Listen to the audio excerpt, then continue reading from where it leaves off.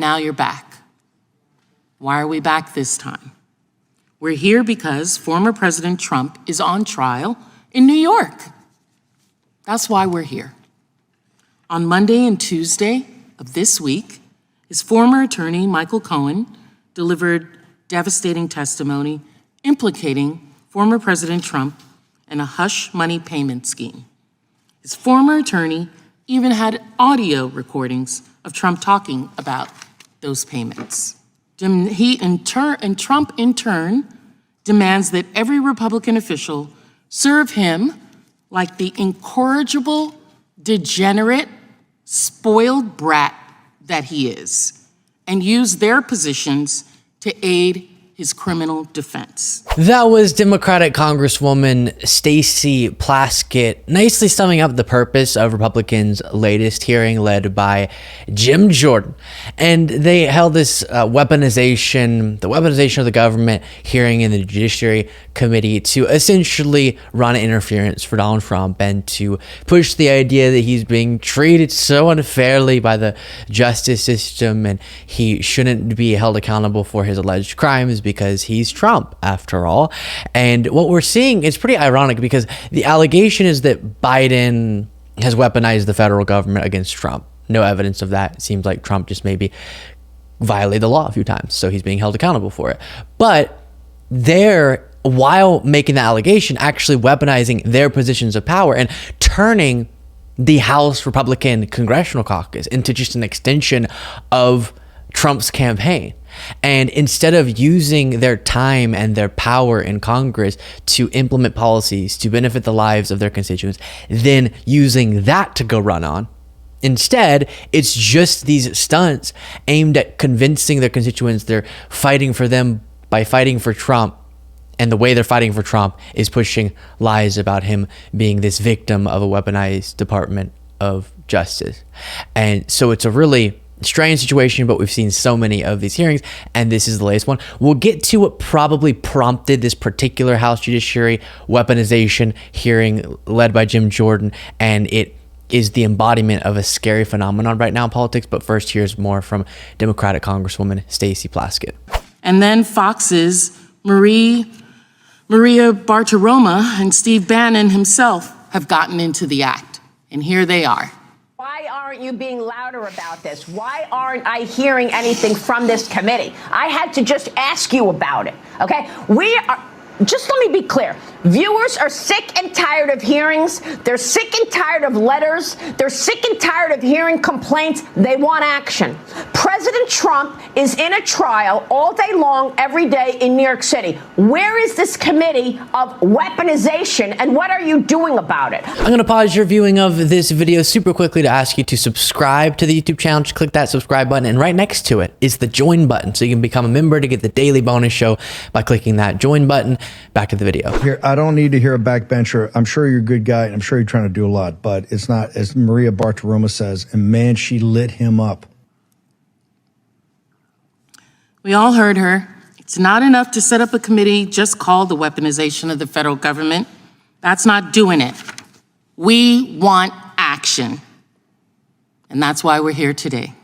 We're here at the beck and call of Trump fanatics and talking heads on cable and internet talk shows in the MAGA world who, like Bartiromo and Bannon, have goaded this committee to act. Because the purpose of this select committee is, in fact, to be an arm of the Trump campaign and take his orders. So Congresswoman Plaskett there is exposing by playing those clips what this is all about and why Jim Jordan is holding that hearing. Why these narratives are being pushed in such a powerful place. And that is because we're in a pretty frightening situation right now. And you're seeing it play out here, but it's also being represented more broadly. Right-wing media has become way too ideologically driven at the expense of any dedication to facts, and so powerful in directing Republicans.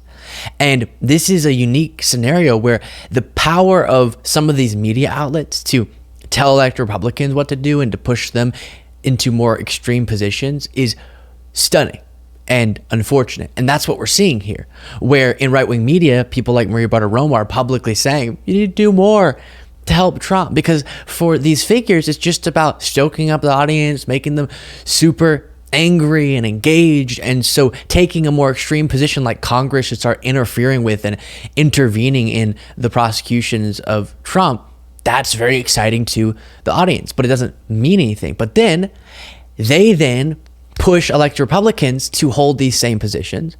And then the elected Republicans get backlash because they're not extreme enough. And so then they have to show that they're willing to do whatever it is that these media figures are pushing. We saw that a lot with Tucker Carlson when he had more influence, making the Republican Party more extreme and do different wild things, publicly shaming Ted Cruz for daring to be momentarily against certain violence on January 6th. That was a embarrassing moment. And so that's what I think we're seeing play out here. And just remember, more broadly, this is just yet another example of House Republicans, instead of, as I previously said, just showing why they should be in power by wielding their power in ways that benefit the lives of Americans at large. Instead, it's stunts like this.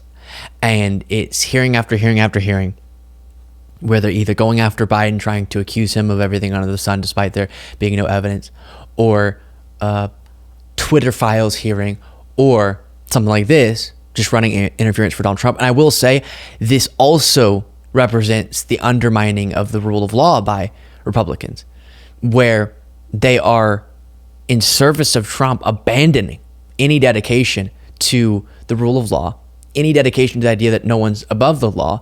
And I will say, you don't have the principle of being someone who respects our justice system, or someone who wants to see the law enforced no matter who the person is, or a dedication to the rule of law, if all it takes is your orange leader to be indicted for you to abandon all that, then you never had the principle in the first place. Then here's Democratic Congressman Stephen Lynch reminding us of some of the previous hearings, I alluded to them before, that Jim Jordan, James Comer, and others have organized in the House of Representatives. And this is important to keep in mind, the absurdity of it, because this is pretty much all they've been doing. Democrats, when they had power in the House, long list of legislative achievements. Republicans, hearing after hearing after hearing, all just political stunts serving often Trump. Chairman Jordan started this hearing by saying, quote, "You can't make this stuff up."